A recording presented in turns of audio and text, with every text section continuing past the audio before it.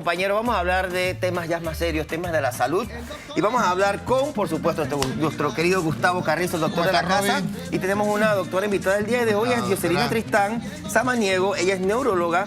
Y vamos a hablar sobre el Parkinson. Bienvenida a Hello. Yo sé que muchas personas en casa a veces se preguntan, ¿por qué? ¿En qué momento? ¿Cuándo? ¿A qué edad? ¿Qué causas? ¿Qué hago? Bienvenidos, doctores. Okay. Se celebra el mes de la enfermedad del Parkinson. Sí. Doctora, ¿por qué se celebra hoy 11? Buen día, gracias por la invitación. Sí, hoy se celebra porque se conmemora el nacimiento del doctor James Parkinson, que fue el primero que descubrió la enfermedad. Ok. Gustavo, dirán las personas, ¿es una condición? ¿Es una enfermedad? ¿Qué es el Parkinson?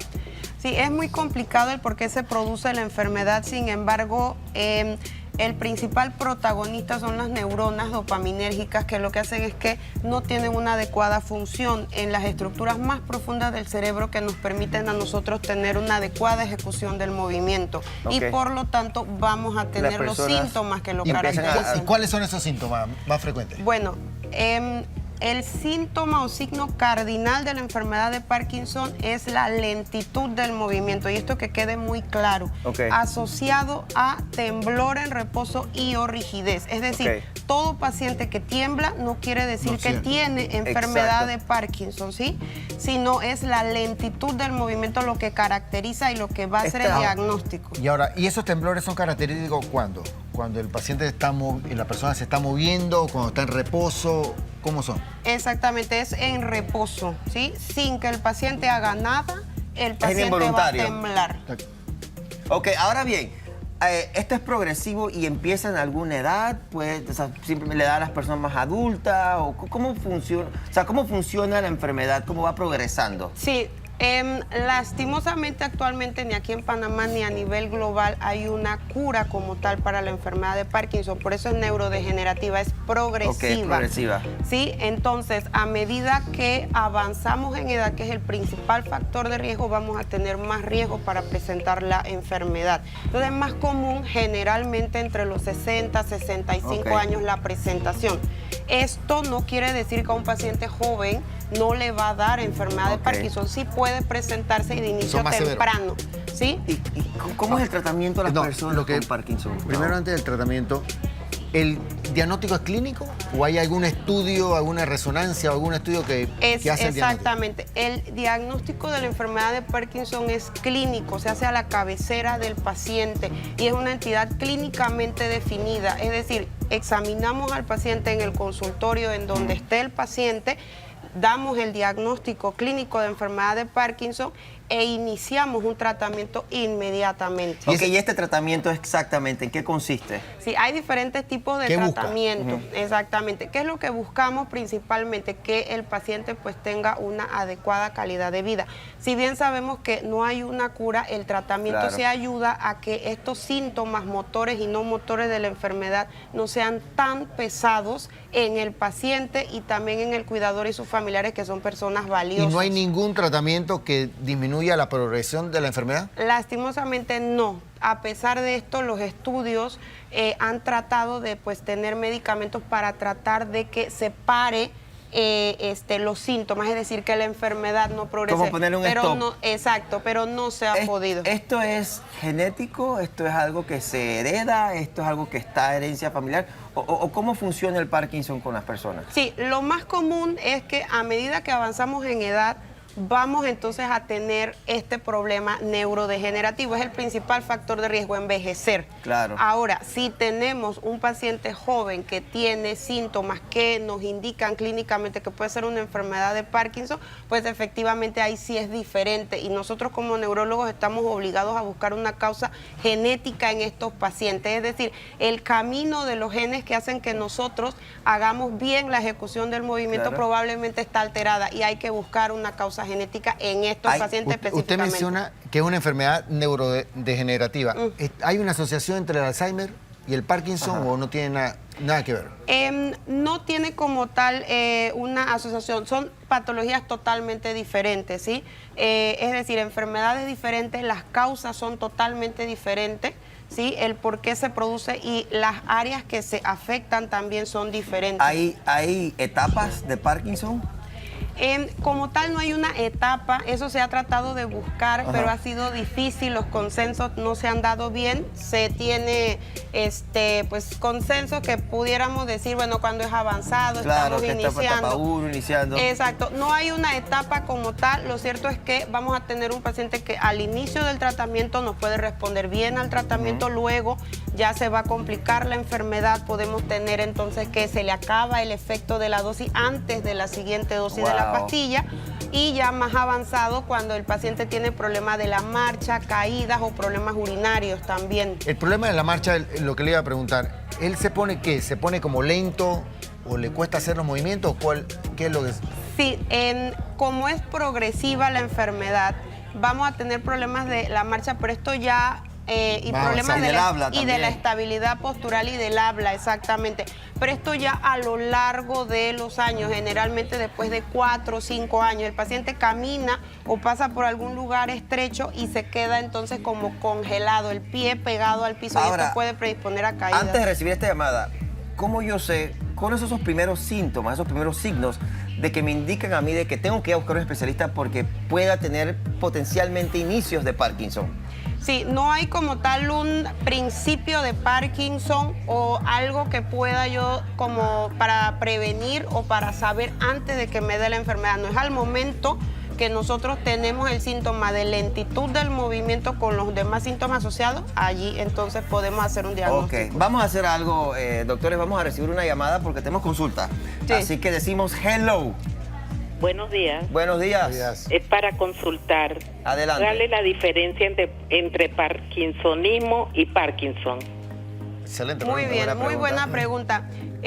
Al momento de nosotros hacer el diagnóstico de enfermedad de Parkinson, en los criterios que tenemos en la Sociedad de Trastorno del Movimiento y que utilizamos, vamos a tener ciertas banderas rojas o criterios de exclusión que hace que salgamos de ese camino hacia el diagnóstico de enfermedad de Parkinson y digamos que este paciente no tiene una enfermedad de Parkinson, sino lo que tiene es un parkinsonismo que llamamos atípico.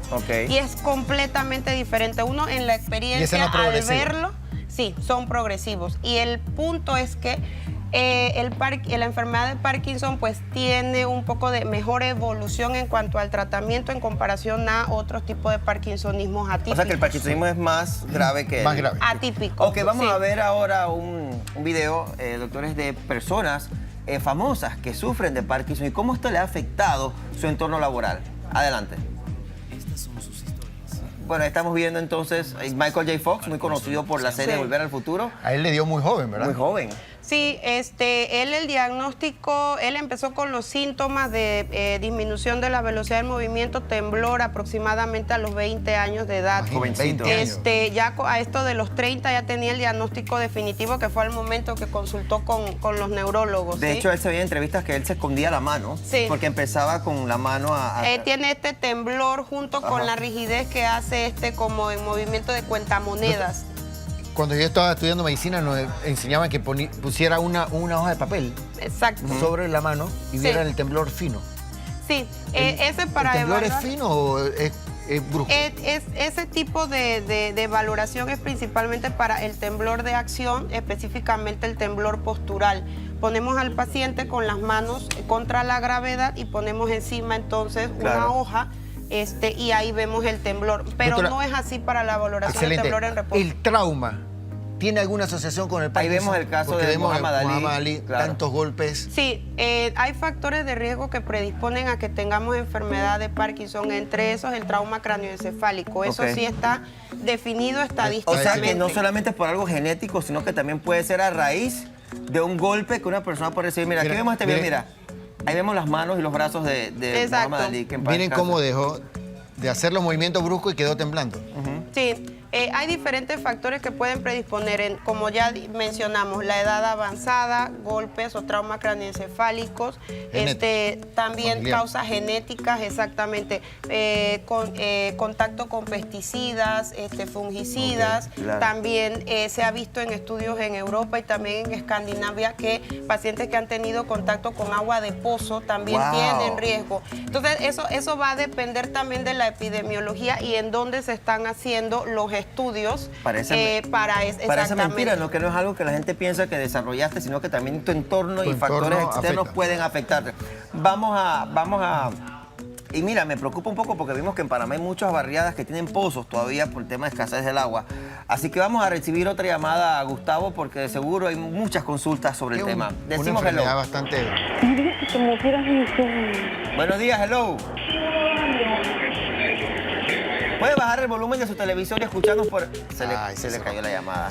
Hablando de los pozos y la frecuencia de...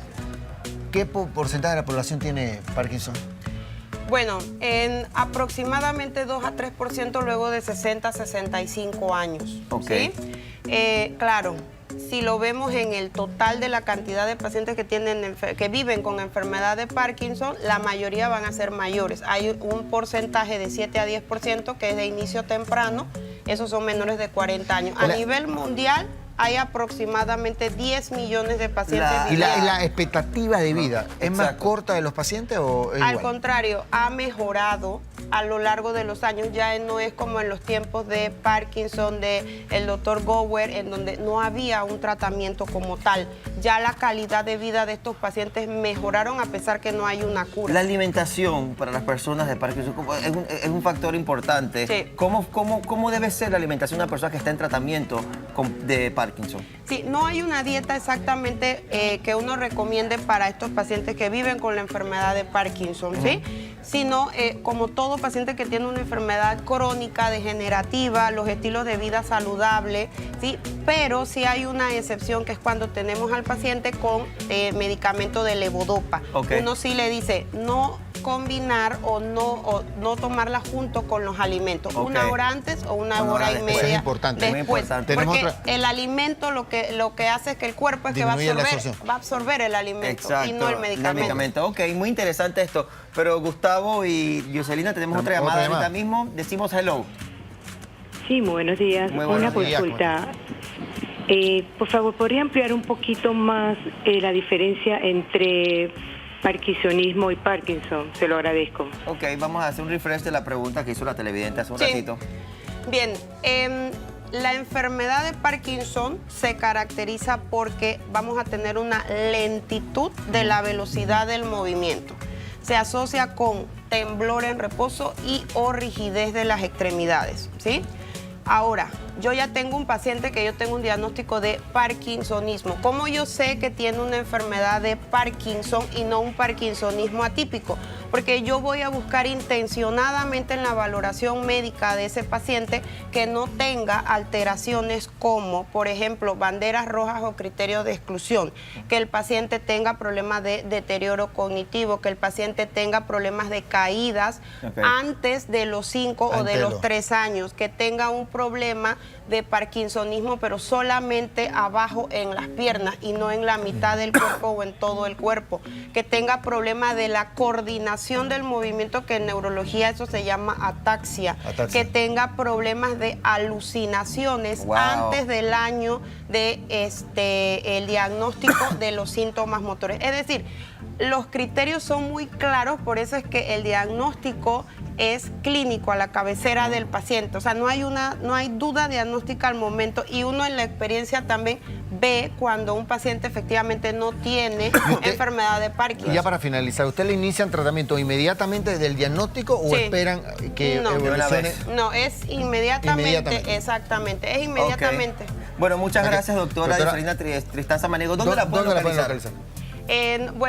Los contactos son el 6981-6448. Pueden contactar para consultas, alguna duda que tengan, a la orden. Ok, muchísimas gracias, doctora. Bueno, y cualquiera de estos síntomas, por favor, consulten inmediatamente para dar inicio y tratar de que tengan una excelente calidad de vida. Y ya ven que es lo que buscamos. Mientras más temprano se detecta, más se puede tratar. Así es. Muchas gracias por estar con nosotros el día de hoy a ambos. Ahora sí.